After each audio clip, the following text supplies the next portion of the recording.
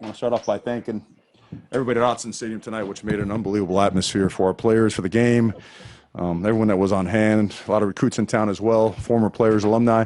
They were awesome. They certainly impacted the game on a couple different plays. So it was awesome to have them. And, at times pretty sloppy tonight now. We saw that, especially in the first half. Second half certainly got better and got some things rolling. Suffered one injury that might be a little bit more significant with Gus. We'll find out more. But obviously, you saw he got twisted up down there pretty good. Aside from that, Dawood popped up, so Dawood's going to be okay. But certainly happy to have our second win in conference against a team that we knew was going to be a tough team. But we certainly got to get out of our own way sometimes. Going down there almost twice for sure in the red zone, once right on the fringe, and turning the ball over has not been our MO.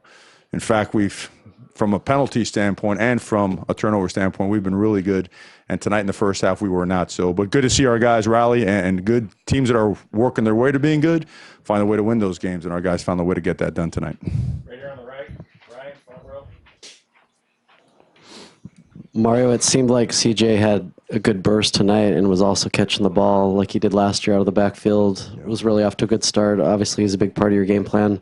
How did that and Travis's fumble problems kind of derail the plan you guys had as you were moving it down, like you said, into the red zone? Yeah, but you know what? We told them we were going to keep sticking with it because we felt we were getting some pretty good movement up front. We were averaging probably about 5 yards a pop and felt that we could throw our RPO game off of that as well. But, in crunch time and some of those critical plays, the ball came out, once in our side, once in theirs. But just got to finish drives. We're really good at finishing. It's such a huge point of emphasis.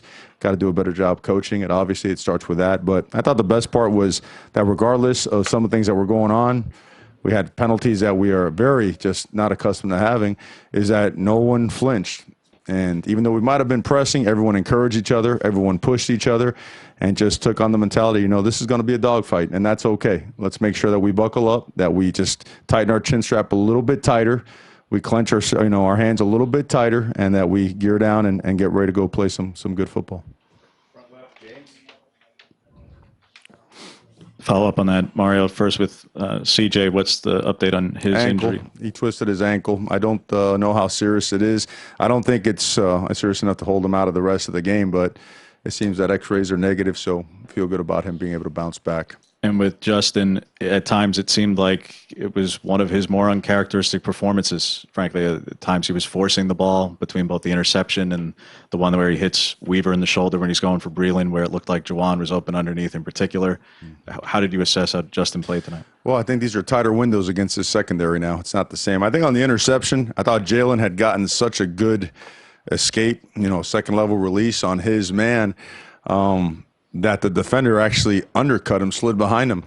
And we really, just looking at it from our angle, looked like it was going to be a touchdown. But I think the read was appropriate. I just think, we just didn't connect on it.